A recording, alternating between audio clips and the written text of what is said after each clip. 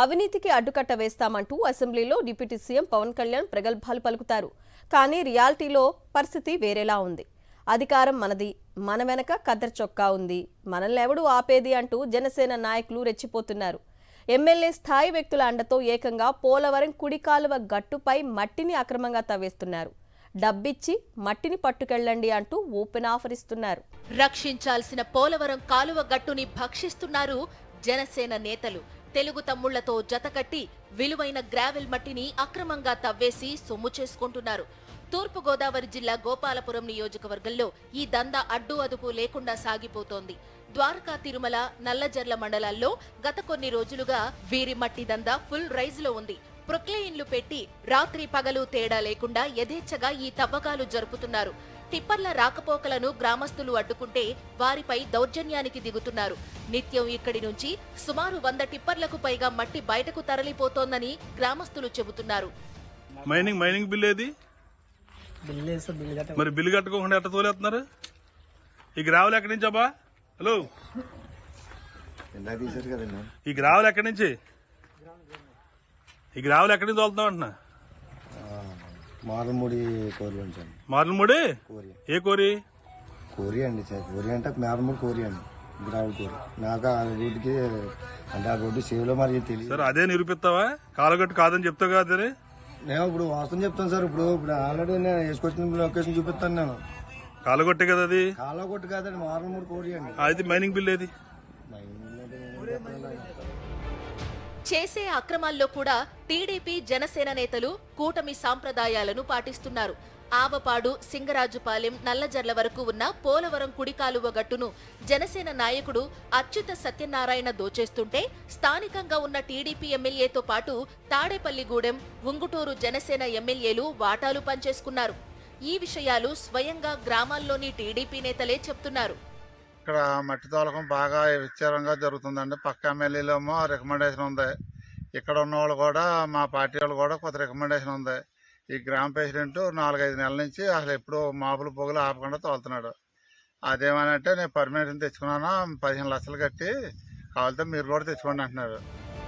గతంలో ఎన్నడూ లేని విధంగా గ్రామంలోకి ట్రక్కులు వస్తున్నాయని ఆవపాడు గ్రామస్తులు చెబుతున్నారు.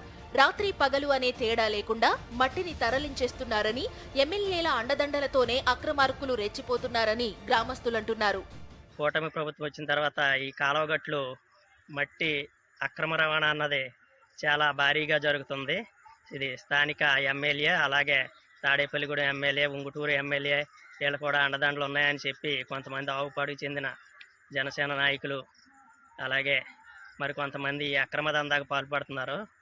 కూటమి ప్రభుత్వం వచ్చిన తర్వాత బాగా విచ్చలవిడిగా ఈ మట్టి తోలకం అన్నది జరుగుతుంది. పట్టపగలు అక్రమ తవ్వకాలు సాగుతున్నా ఆ వైపు అధికారులెవరూ కన్నెత్తి చూడటం లేదు. ఎవరైనా ఫిర్యాదు చేస్తే అనుమతులు ఉన్నాయి, మీకెందుకు రిస్క్, మీ పని మీరు చూసుకోండని అధికారులు చెబుతున్నారని స్థానికులంటున్నారు. సహజ సంపదను కాపాడాల్సిన అధికారులు అక్రమార్కులకు కొమ్ము కాయడం దారుణమని ఆవేదన వ్యక్తం చేస్తున్నారు. ఉప ముఖ్యమంత్రి పవన్ కళ్యాణ్ కు ప్రస్తుత కూటమి ప్రభుత్వంలో పోలవరం కాలువ గట్టుపై జరుగుతున్న అక్రమ మట్టి తవ్వకాలు కనబడటం లేదా అని నల్లజర్ల మండల నాయకులు అంటున్నారు.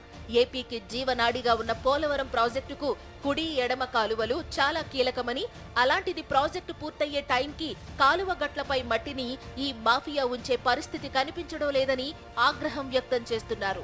కూటమి ప్రభుత్వం వచ్చిన తర్వాత దోచుకోవటమే మా ప్రధాన ధ్యేయం, దానికే మాకు ప్రజలు ఓటేశారన్న రీతిలో ఈరోజు దందా సాగిస్తున్నారు. ఇన్ని సంవత్సరాలు కాపాడుకుంటున్నటువంటి ప్రభుత్వ ఆస్తిని గత 5 సంవత్సరాలుగా ఏ ఒక్క లారీ కూడా అక్రమంగా ఊరు తరిగి వెళ్ళలేదు. దందా ఎలా ఉందంటే KGFలా ఉంది, పుష్ప 3 సినిమాలా ఉంది ఇదంతా. జనసేన నేతల కనుసన్నల్లో జరుగుతున్న ఈ మట్టి మాఫియాకు అడ్డుకట్ట వేయాలని రైతులు డిమాండ్ చేస్తున్నారు.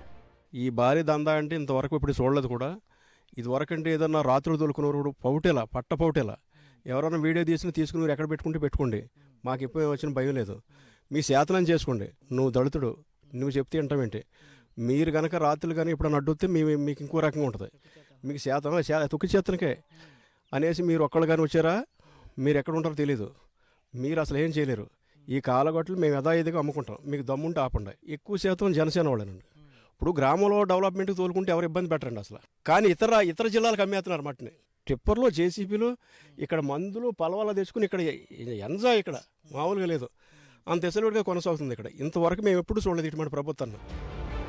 తాము అడ్డుకునే ప్రయత్నం చేస్తే తమను చంపేస్తామని బెదిరిస్తున్నారని ఆరోపిస్తున్నారు సింగరాజుపాలెం వాసులు.